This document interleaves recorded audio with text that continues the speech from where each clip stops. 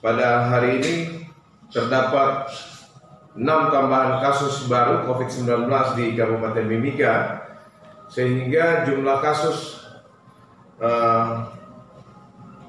orang yang terinfeksi COVID-19 secara keseluruhan adalah 19 orang. Perlu kami sampaikan pada kesempatan ini bahwa dari 6 kasus baru, kami nyatakan bahwa terdapat 2 klaster baru, yaitu klaster Makassar dan klaster Surabaya. Klaster Makassar dan klaster Makassar sebanyak 1 kasus, kemudian klaster Surabaya sebanyak 2 kasus.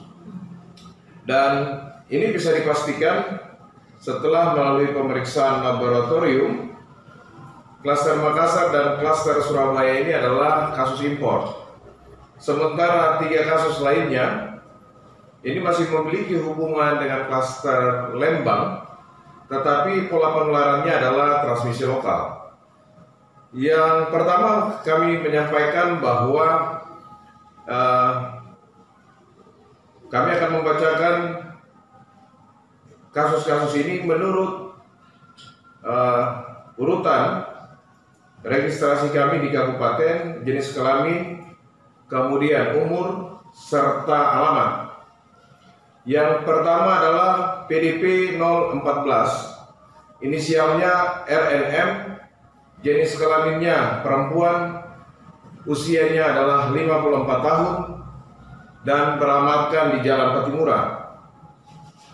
Yang kedua, PDP 015, inisialnya adalah DWT, klasternya Lembang, dan pola penularan transmisi lokal, kemudian jenis kelaminnya perempuan, berusia 34 tahun, beralamat di SP2. Kemudian yang ketiga yaitu PDP 016 dengan inisial RNR dari klaster Makassar, jenis kelamin perempuan, berusia 48 tahun, beralamatkan Busiri Ujung. Yang ketiga yaitu PDP 017 dengan inisial STP, klaster Surabaya, jenis kelaminnya adalah perempuan, usianya adalah 20 tahun, kemudian alamatnya di Gorong-Gorong. Yang kelima, PDP 018 dengan inisial RDL, klaster Surabaya, jenis kelaminnya laki-laki, umurnya 64 tahun, alamatnya Gorong-Gorong. Dan yang keenam adalah PDP 019 dengan inisial OPR, klasternya adalah klaster Lembang, dengan pola penularan adalah transmisi lokal, jenis kelaminnya laki-laki, usia 28 tahun, alamatnya di Tembagapura atau sedang dirawat di Rumah Sakit Tembagapura. Dengan bertambahnya 6 kasus ini, maka jumlah pasien dalam perawatan yang sampai sore ini masih dirawat yaitu 18 orang, terdiri dari di RSUD 1 orang, RSMM 1 orang, Rumah Sakit Tembagapura 1 orang. Kemudian tentu saja ada penambahan terjadi pada PDP, yaitu dengan merubah status dari orang tanpa gejala ditetapkan atau dinaikkan menjadi pasien dalam pengawasan sebanyak 2 orang. Jadi yang dirawat di RSUD tadi RSMM pada hari ini ada 1 masing-masing di rumah sakit adalah 1 PDP baru, sehingga total keseluruhan sampai malam ini di RSUD berjumlah 14 orang, Rumah Sakit Tembagapura berjumlah 1 orang, Rumah Sakit Mitra Masyarakat berjumlah 3 orang. Sementara yang masih menunggu hasil pemeriksaan berjumlah 9 orang, yaitu di RSUD Mimika 7 orang, Rumah Sakit Tembagapura 2 orang. Sementara jumlah orang dalam pemantauan yang baru ditemukan hari ini dan dilaporkan itu terdiri dari RSUD Mimika sebanyak 3 orang, Rumah Sakit Kasih Herlina berjumlah 1 orang, sehingga secara keseluruhan total ODP sebanyak 113 orang.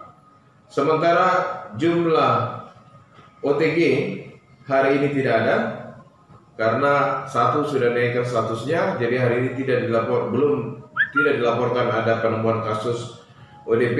Jadi jumlah ODP kita masih seperti hari kemarin, yaitu 195 orang. Secara keseluruhan sampai hari ini jumlah orang yang dirawat baik dalam status sebagai PDP maupun ODP berjumlah 20 orang. Sementara isolasi mandiri itu adalah 335 orang. Total keseluruhan penduduk atau masyarakat yang sudah ditetapkan sebagai PDP, ODP, dan OTG berjumlah 355 orang.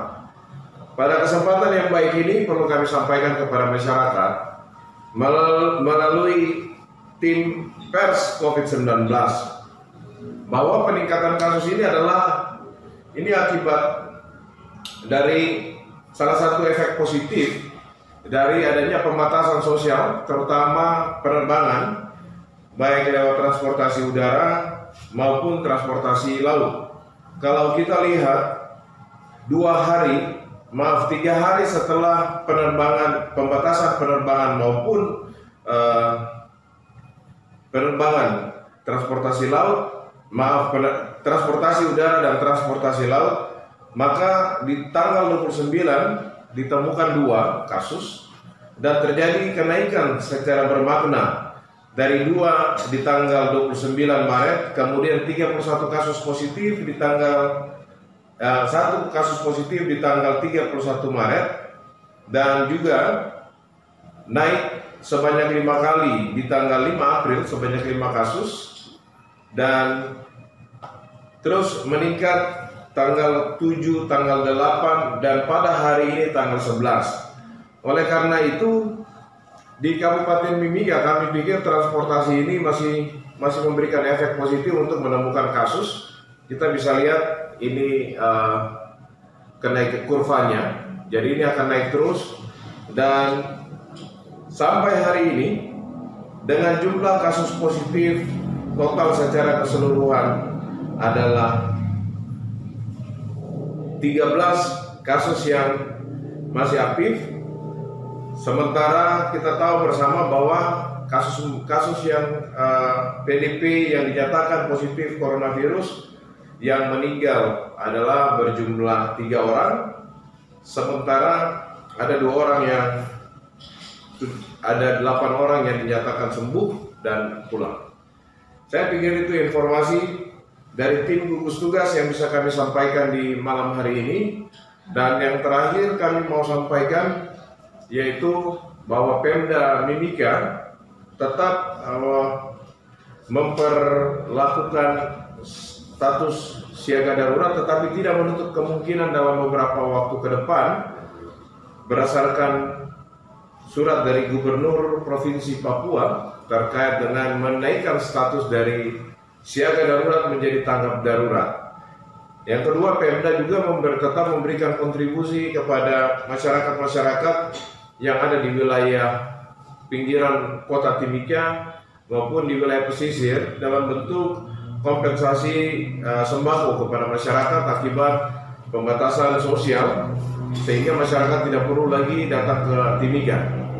Kita tahu bersama bahwa dengan bertambahnya jumlah PDP dan ODP ini artinya memberikan gambaran buat kita bahwa orang tanpa gejala tetapi pernah kontak dengan orang yang sudah dinyatakan COVID-19 menurut pemeriksaan lab itu ada di sekeliling kita.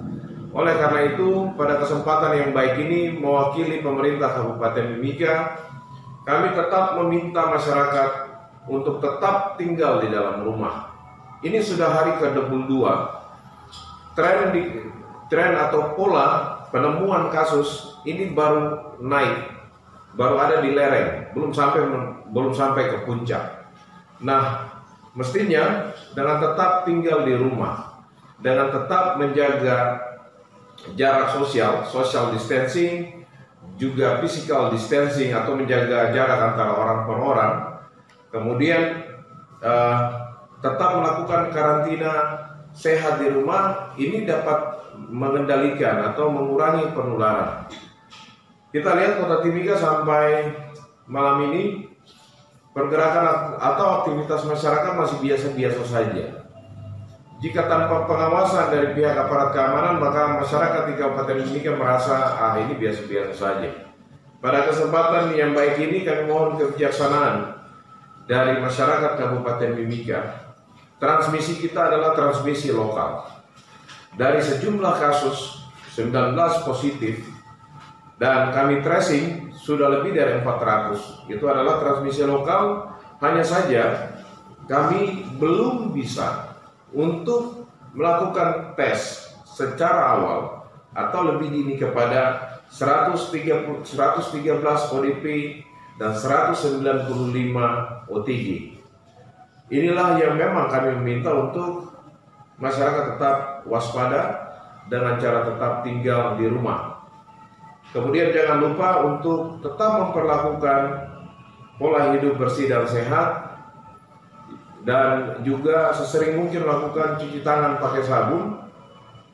Kami berharap di masa COVID ini jangan sampai ada masyarakat yang terkena malaria, kemudian jangan sampai terkena demam berdarah, karena di tahun 2019 mulai dari bulan Januari, akhir Desember, Januari, Februari, dan sampai awal April itu ada kasus demam berdarah.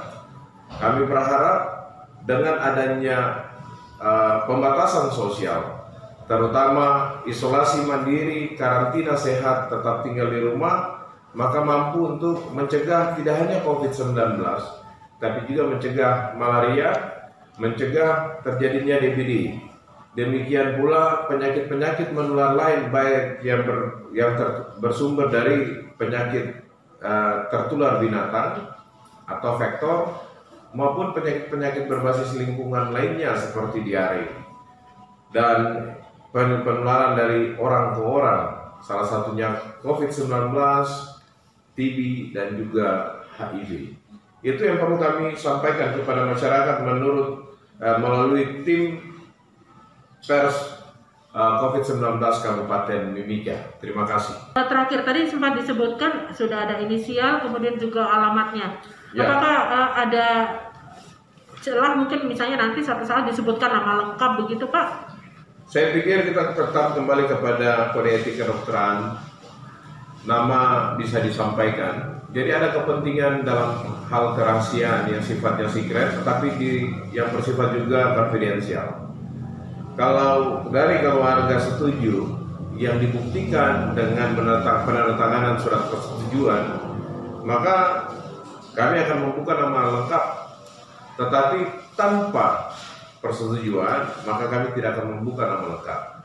Inisial, umur, tempat tinggal, dan jenis kelamin kami sampaikan kepada masyarakat supaya masyarakat bisa melihat bagaimana karakteristik dan sebaran kasus ini di kota Timika. Kalau kita lihat misalnya dari PDP 014 itu ada dalam kota Timika di Jalan Patimura. Kemudian 015 itu ada di sekitar SP2. Kemudian 016 ada di Jalan Busiri Ujung. Kemudian ada di Gorong-Gorong. Nah, ini kan kota Timika di mana tempat orang suka beraktivitas nih, pusat kota. Kami menyampaikan ini dalam rangka menyampaikan kepada masyarakat bahwa ini wabah. Ini wabah global, ini wabah kita di Timika, supaya masyarakat hati-hati. Gitu. Kebetulan aja mereka ini ada di sini. Kalau transmisi lokal, saya pikir ada di Timika Indah, ada di Jalan Mente, ada di Patimura, ada Samratulangi, ada di Hasanuddin. Artinya hampir semua titik-titik jalan protokol di Timika ini ada itu.